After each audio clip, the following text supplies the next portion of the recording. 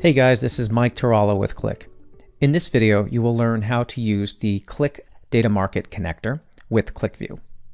So I've already started out by creating a simple application with some order and customers and sales related data. And you can see here we have sales by category, sales versus margin by order ID, and we have a text object that just shows the total sales in the database.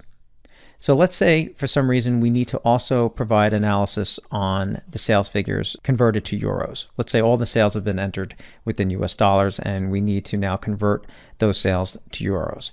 Now I could very easily take the sum of sales and multiply it by the exchange rate, but where do I get that exchange rate from?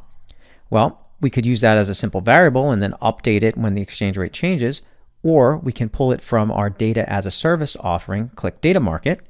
And when we refresh this data, we'll have the most recent exchange rate with the most recent calculation. So let me show you how I do that. So in QlikView, I'm going to go into the data load editor. And in the data load editor, I already have all of the other data loaded. I'm going to add some new data to this existing data model.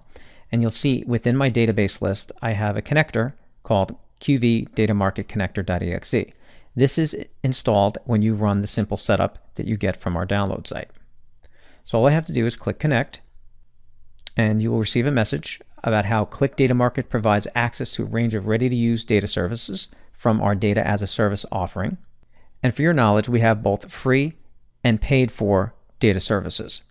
So if you have a paid for subscription for Qlik DataMarket, you're going to need to license that, and you do that by clicking on this help button, choosing update license, and then enter in your license key and control number. By doing so, that will provide you access to the premium or the pay-for subscription-based services. Okay, in this case, we're just going to use the free services. So when I click OK, it inserts the connect statement. And then the next step is choose select. And then from here, it'll show you a variety of topical packages that are available. Some of these have free data sets in them, and some of them are pay-for. So you can select from business, demographics, society, currency, economy, and weather. And just for example, let me choose weather. And you can see that there is weather in 50 cities worldwide, and then a pay for would be weather in 500 cities worldwide. Let me just choose weather in 50 cities. And it'll come back with fields that have the different selections of the values that are going to come back and measures. So in this case, I can choose all of the countries, all of the cities, all of the date and times, and then I can choose a particular measure, such as average rainfall, dew point, snowfall, temperature, etc. Now, what you could do is link this to an existing column in your data, such as city or country, and you can get that external information, additional outward context, and mingle that with your internal data. So in this case, what we're going to do is let me choose select again, and I'm going to choose currency. And this will give me foreign exchange rates for major currencies.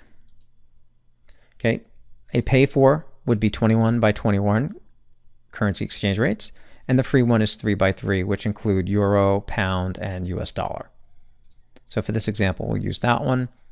And for my base currency, this is the actual columns that are going to come back within the data set. And the exchange rate is going to be the measure. So we're going to get a column called exchange rate. There's going to be a base currency, a quote currency, and a date and time field. So for example, my base currency is in US dollar.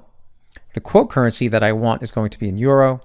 And the date time will be most recent. So when I click preview, you're going to see we're going to have base currency, quote currency, date time, and exchange rate. And then I click finish. And I click reload.